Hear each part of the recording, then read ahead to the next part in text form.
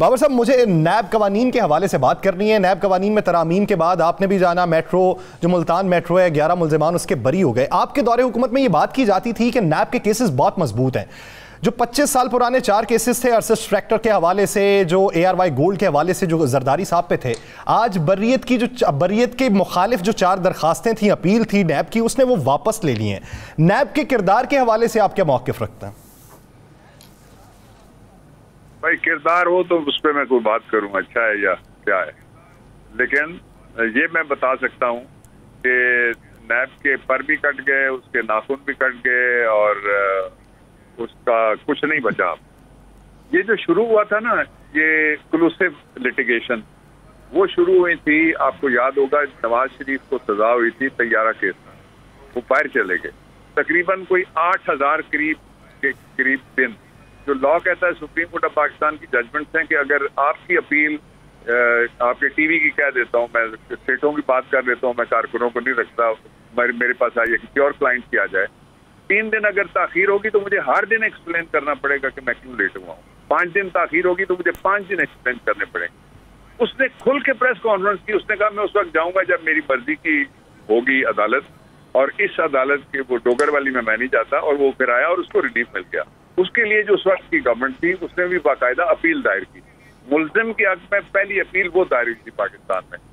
और उससे भी पहले अगर आप जाते हैं, जब मशरकी पाकिस्तान के सानहे से पहले, तो हमने एक अगरतला साजिश केस बनाया था। वो अगरतला साजिश केस फिर जिस सरकार ने बनाया था उसने अपील दायर की कि इसको हम खत्म करना चाहते हैं। खुनकर मुश्ताक था उसमें, मुजीबुर रहमान था उसमें, बाकी सारे लोग थे जो उसके किरदार थे। वो नुकसान कौम ने भुगता और बड़ा शदीद किस्म का भुगता, और उसकी अब भी हमारे ऊपर एक वो दाग है और एक स्टिग्मा अब भी है। अब जो ये हुआ है ये भी एग्जैक्टली उन दोनों का रीप्ले है। टेलर मेड एक कानून में तरमीम की गई जिसके जरिए से केस सामने रखे गए। मैं आपको 3 मिसालें देता हूँ, आपको चेहरे नजर आना शुरू हो जाएंगे। नाम लेना चाहे तो ले लें, ना लेना चाहे तो ज्यादा अच्छा है। पहला ये कहा गया कि 100 करोड़ से ज्यादा 2 भाइयों पे मुकदमा था, उनके ऊपर 76 करोड़ का बनता था टोटल केस, उसको सामने रखा गया। फिर कहा गया कि 100 करोड़ से अगर नीचे, यानी 99 करोड़ 99,99,999 की जो करेगा करप्शन, वो करप्शन ही नहीं होगी। एक वो केस खत्म हो गया। दूसरा कहा गया कि जो म्यूचुअल लीगल असिस्टेंस के जरिए से जितने भी बाहर से चीजें आती हैं वो खत्म हो गई। उस जुमरे में जिन केसेस के आप नाम ले रहे हैं वो सारे केसेस वो खत्म हो गए। तीसरा जो कहा गया उन्होंने कि ये जो इलेक्ट्रॉनिक ट्रांसफर्स होती हैं जिनको आप TTs कहते हैं, और TTs के जरिए से पहले ये साबित किया जाएगा कि पैसा करप्शन का है। वो जो खुद कहते हैं कि ये पैसा मेरा है, मेरे अकाउंट में गया है, मुझे नहीं पता कौन डाल के गया है, और जिसमें मकसूद चपड़ासी 5वां आदमी था जो मारा गया, वो सारे के सारे केसेस भी उड़ गए। तो जब टेलर मेड कानून आएगा तो 3 मिसालें हमारी अदालतों में मौजूद हैं। पहला किया गया था जो मिलिट्री कोर्ट्स नवाज शरीफ के जमाने में बनी थी, लियाकत के केस में उसको सुप्रीम कोर्ट ने उड़ाया था और 8 लड़के कराची के जो थे उनको फांसी भी हो गई थी उसमें। एक वो केस था। दूसरा मैं रिसेंट पे आ जाता हूँ, दरमियान में एक और भी मिसाल है। रिसेंट ये है कि पीका में हमारे दौर में सेक्शन 20 को नॉन अवेलेबल किया गया था, वो इस्लामाबाद हाई कोर्ट ने उड़ा दिया। और अगर सुप्रीम कोर्ट ऑफ पाकिस्तान चाहेगी तो 2 टच स्टोन है। 184(3) है लार्जर पब्लिक इंटरेस्ट। आप भी इंटरेस्टेड हैं, मैं भी हूँ, हजारों दूसरे लोग होंगे जो इंटरेस्टेड हैं कि पाकिस्तान के अंदर कोई फिजिकल डिसिप्लिन हो, और डिसिप्लिन कायम करने के लिए इदारा होना चाहिए। इदारा जिस हद तक हो उसको मजबूत रखना चाहिए।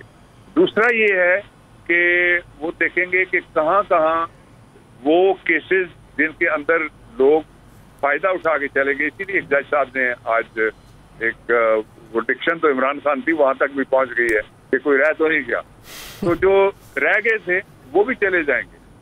तो मेरा ये ख्याल है कि इस केस का कौन है इसके जल्दी फैसला हो। जी बाबर रवान साहब, वो आपसे बिल्कुल सियासी और कानूनी बात तो करेंगे, पर मैं चाह रहा हूँ क्योंकि आप इस्लामाबाद के रहायशी भी हैं, इस तरह की बेताशा केसेस करते रहे हैं।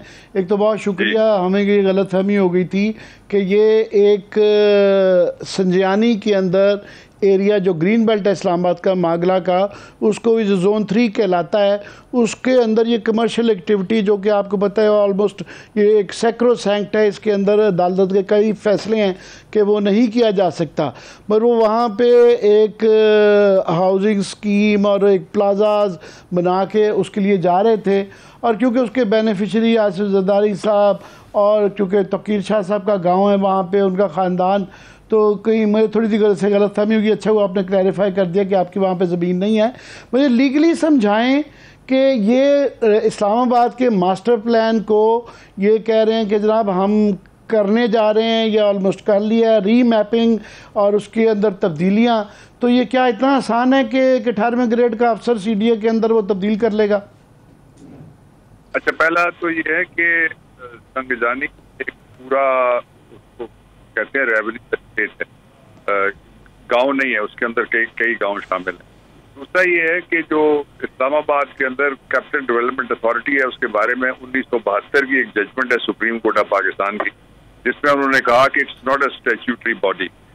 अब इस एतबार से ये सब्सिडरी है, ये सब्सिडरी घूमती रहती है। कभी अगर तगड़ा हो वजीर दाखिला तो वो उसके नीचे चली जाती है, और तगड़ा हो अगर वजीर आजम या कैबिनेट डिवीजन जिस मिनिस्टर के पास होती है वो उसके पास चली जाती है। आजकल ये कैबिनेट डिवीजन में है, पिछली गवर्नमेंट में भी और उससे पिछली गवर्नमेंट में भी ये कैबिनेट डिवीजन, उससे पीछे ये वजारत दाखिला के पास होती थी। अच्छा, अब जो मास्टर प्लान है उसको चेंज करना, that is not the domain of the capital development authority, let's be clear about it. वो डोमेन है कैबिनेट की, कि अगर कोई मास्टर प्लान चेंज करती है तो कैबिनेट उसको करेगी, और करने के लिए भी फिर जो स्टेक होल्डर्स हैं उनको बुलाना पड़ेगा और एक पब्लिक हियरिंग भी उसके लिए करनी पड़ेगी। एक ये पहलू इसका हो गया। इसका जो तीसरा पहलू है वो ये है कि यहाँ जमीन 3 किस्म की जमीन है जो इस्लामाबाद की है। एक तो ये जो लैंड ओनर्स हैं उनके पास है, दूसरी जमीन है जो जंगल की जमीन है, तीसरी जमीन वो है जो CDA ने लोगों से एक्वायर की हुई है। तो जो जमीन सबसे ज्यादा अब्यूज होती है वो होती है जो CDA ने एक्वायर की हुई है। मैं आपको एक मिसाल देता हूँ, आप शक्करपड़िया के इर्द गिर्द में जरा घूम के देख लीजिएगा, एकड़ों के हिसाब से रेस्टोरेंट उन्होंने अलॉट कर दिए हैं और अलॉटमेंट हो नहीं सकती। और वो जो आप कह रहे थे वो लैंड डिस्पोजल रेगुलेशंस हैं CDA के, जिनके मुताबिक अगर कोई खोखा भी लगना है तो उसके लिए कॉम्पिटिटिव प्रोसेस जो है वो बड़ा जरूरी है। ऐसा नहीं हो सकता, और वो कॉम्पिटिटिव प्रोसेस होता है बिडिंग के थ्रू, 6 बंदे बुलाएं और उनमें से कहें जी हमने चुन लिया, ऐसा नहीं होगा। उसके लिए जो बाकायदा इश्तिहार दिया जाएगा, बिडिंग की डेट रखी जाएगी, और फिर जो ज्यादा बोली लगाएगा उसके हक में हैमर फॉल होगा। तो ये क्लियर हो जाए इस बात पे कि ये काम CDA की डोमेन में नहीं आता। लैंड डिस्पोजल रेगुलेशन उनके पास है, लेकिन जो change of the master plan is not there. पर मैं क्विकली ये कर लूँ कि ये जो मेंबर प्लानिंग वसीम याद बाजवा साहब ने, इनका अखबार के अंदर, डॉन अखबार के अंदर आज इनको कोट किया गया है कि जनाब ये हम री प्लानिंग भी कर रहे हैं और री मैपिंग भी कर रहे हैं, और ये इंप्रेशन दिया जाता है कि जी पता नहीं 1960 का कोई ऑर्डिनेंस है, हमारा ये इख्तियार है। फ़र्ज़ करें इनका नहीं भी है और प्राइम मिनिस्टर का भी है, कैबिनेट का इख्तियार है, तो इसके अखलाकी पहलू भी हैं, इन्वायरमेंटल पहलू भी हैं कि बदलते हुए हालात में क्लाइमेट चेंज हो रही है। तो ये अगर वहाँ पे इख्तियार भी इस्तेमाल करना कि आप ग्रीन एरिया, और इस्लामाबाद में आपको होता है मागला की पहाड़ियों से लोगों को बहुत उनसियत है और उनको आदत है, वहाँ पे कमर्शियल पहलू और बनाकर भी वो रहे हों जो डायरेक्टली बेनिफिशरी हों, कहने कॉन्फ्लिक्ट ऑफ इंटरेस्ट हो।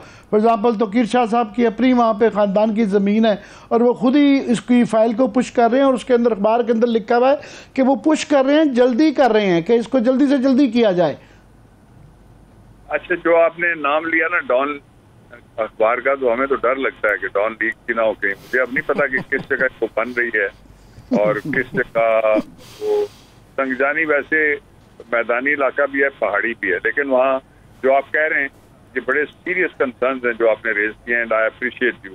आप यहाँ से जाएं ना, जब तरनौल क्रॉस करें टुवर्ड्स अटक, तो आप जब जाते हैं वो एक निकलसन की एक पहाड़ी होती थी जिसके ऊपर उसका बना हुआ था मेमोयर सा लेफ्ट साइड पे, वो पूरी पहाड़ी जो असफाल्ट बेचने वाली मशीनें वो खा गई हैं।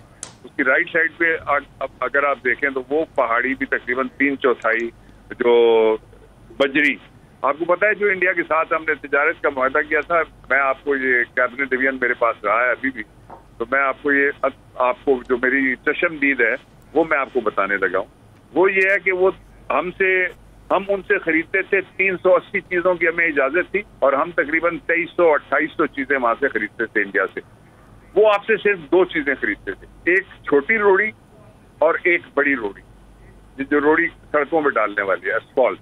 उसके लिए हमने अपने पहाड़ों के पहाड़ काटे। आप अगर किसी से पूछें लाहौर के रिपोर्टर से तो आपको बताएगा कि वाघा के ऊपर मैं जब 2012 में गया तो मुझे पहली दफा पता लगा, और फिर मैंने वापस आके थोड़ी सी सर्च की जब मुझे दोबारा गवर्नमेंट में कैबिनेट मिली, तो मुझे पता लगा कि ये इस कदर इम्बैलेंस था कि ट्रेड तो अच्छी चीज हो सकती है, लेकिन वो सिर्फ हमसे ये चीजें खरीदते थे। हमने हमारे पहाड़ तो ये सारे चले गए पहले ही, तो इसलिए वो जो इस्लामाबाद के अंदर जो माहौलियात का महकमा है, ये उसकी जिम्मेदारी होती है कि वो इस तरह का कोई प्रोजेक्ट अगर बनने लगे तो उस प्रोजेक्ट के पहले उनके पास पहले वो प्रपोजल जाती है, प्रपोजल के ऊपर वो अपनी राय देते हैं